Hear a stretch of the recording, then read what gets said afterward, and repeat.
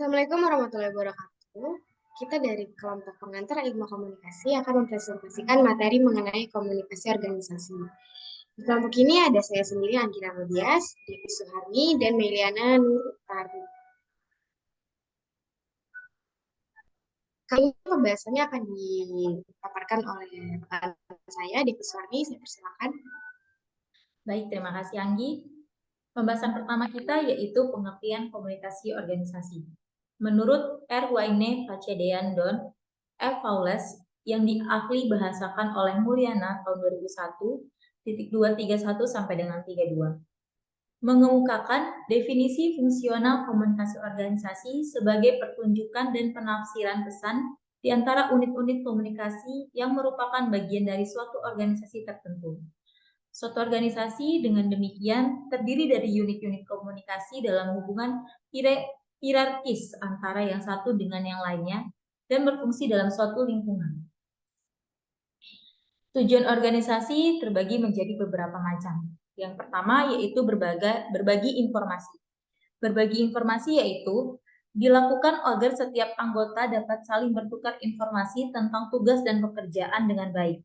Selain itu, komunikasi organisasi juga bisa diterapkan dengan pihak luar saat ingin membangun kerjasama.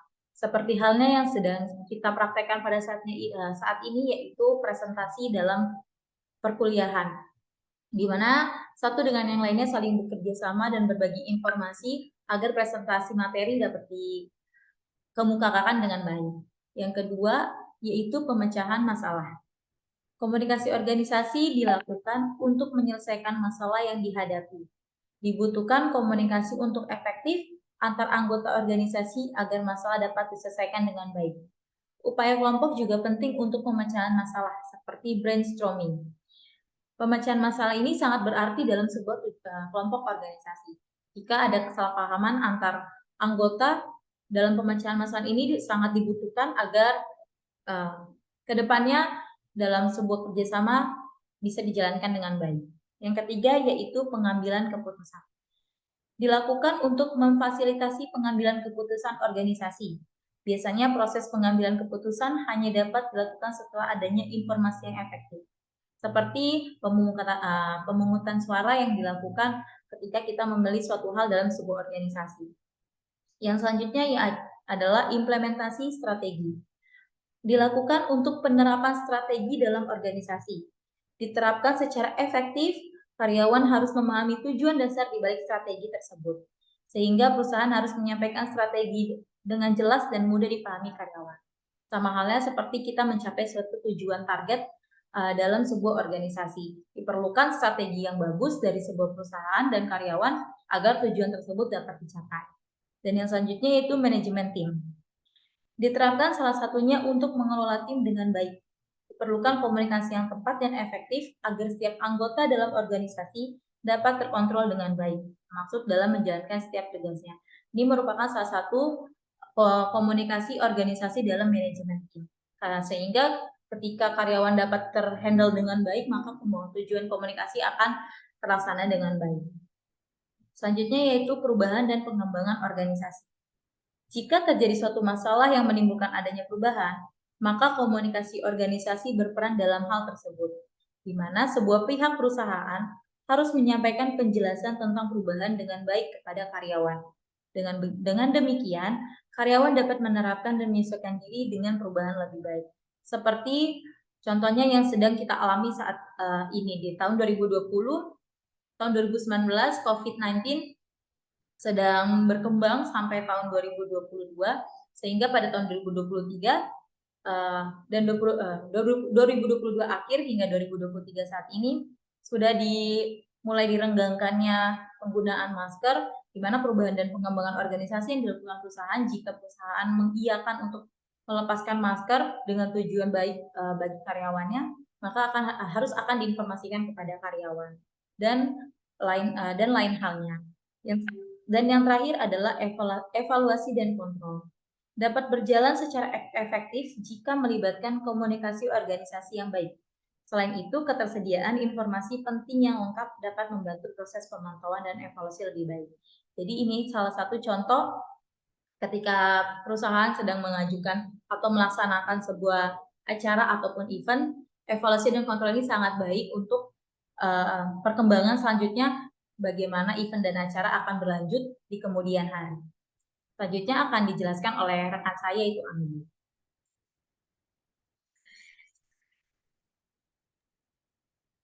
Ya, kali ini kita akan membahas perilaku organisasi. Perilaku organisasi adalah suatu bidang studi yang dicurahkan untuk memahami, menjelaskan, dan akhirnya memperbaiki sikap dan perilaku sikap individu dan kelompok dalam organisasi. Menurut Colquitt, Lepin, Wesson 2011. Dengan demikian, dapat dirumuskan bahwa perilaku organisasi hakikatnya adalah merupakan bidang studi lintas disiplin tentang bagaimana memperbaiki sikap dan perilaku individu dan kelompok dalam organisasi, sehingga dapat memberikan kontribusi secara efektif dalam mencapai tujuan organisasi. Interaksi komunikasi organisasi ada 3, yaitu komunikasi interpersonal, komunikasi kelompok kecil, dan komunikasi publik.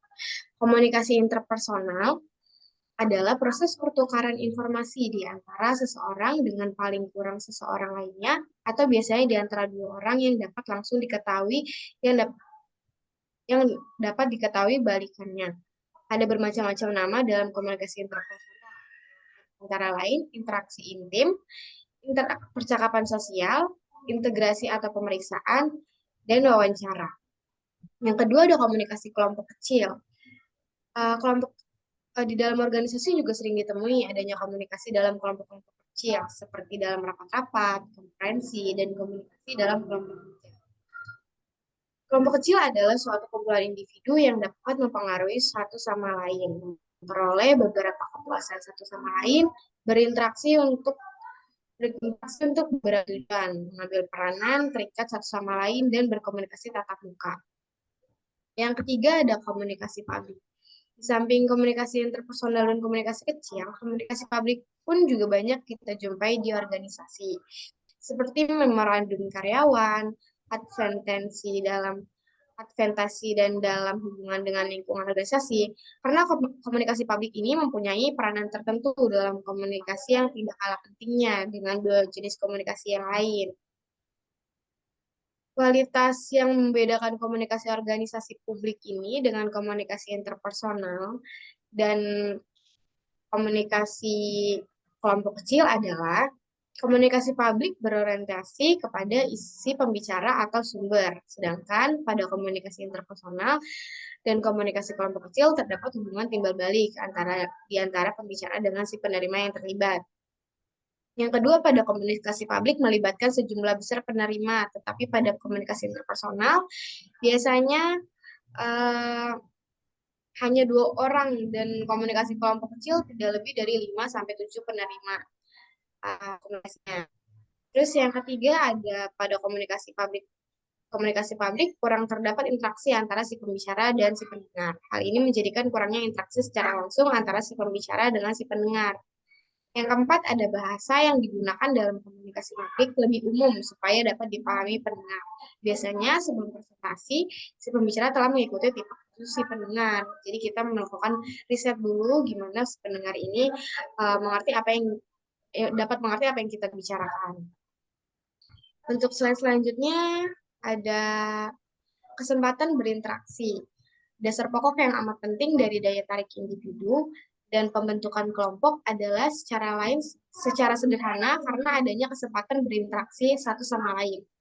Hal ini dapat dipahami secara jelas bahwa orang-orang yang jarang melihat atau berbicara satu sama lain sulit dapat tertarik. Kesan ini membuktikan bahwa interaksi antar individu dapat menimbulkan adanya daya tarik, atau daya tarik ini timbul karena adanya interaksi antara orang per orang. Hasil penelitian membuktikan bahwa faktor lingkungan juga merupakan faktor penentu untuk menaikkan atau mengurangi kesempatan berinteraksi ini secara langsung. Secara langsung mempunyai pengaruh terhadap daya tarik dan pembentukan kelompok. Beberapa ahli mengasumsikan bahwa interaksi dalam bentuk saling ketergantungan merupakan inti dari kelompok.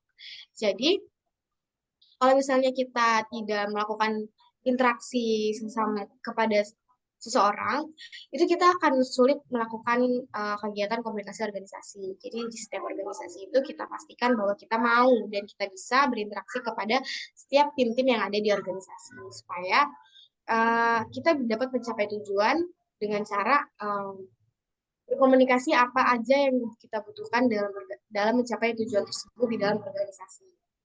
Selanjutnya akan dipresentasikan oleh Meriana.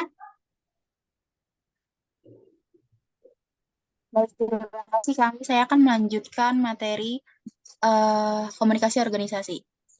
Materinya ciri-ciri penting kelompok.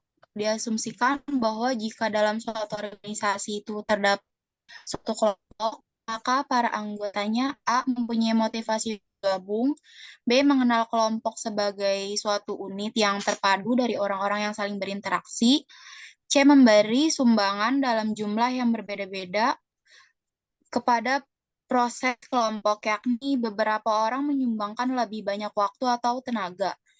D. mencapai kesepakatan dan mempunyai perbedaan pendapat lewat berbagai macam bentuk interaksi. Kesempatan untuk berinteraksi dihubungkan dengan faktor-faktor lingkungan dapat dibedakan atas. Yang pertama, hal-hal yang berhubungan dengan jarak fisik, physical distance, orang yang bertempat tinggal atau bekerja berdekatan satu sama lain mempunyai kesempatan besar untuk berinteraksi satu sama lain. Kedua, jarak psikologis dan arsitektur. Jarak fisik bukan satunya halangan dari interaksi sosial. Hal lain lagi yang tidak kalah pentingnya ialah jarak yang disebabkan pengaturan letak susunan kerja karena hasil arsitektur.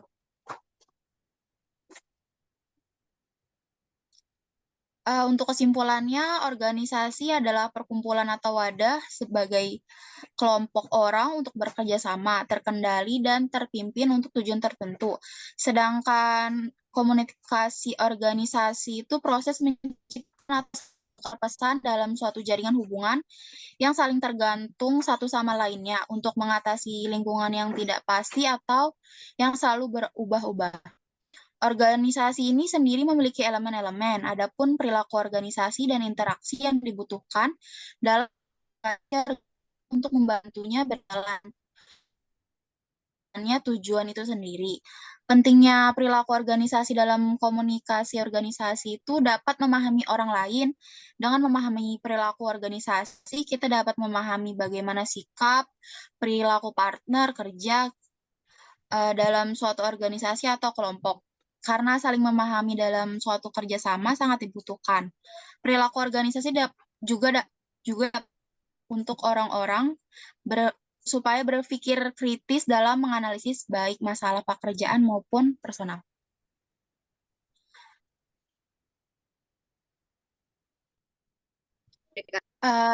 Itu saja dari materi kami, kurang lebihnya mohon maaf.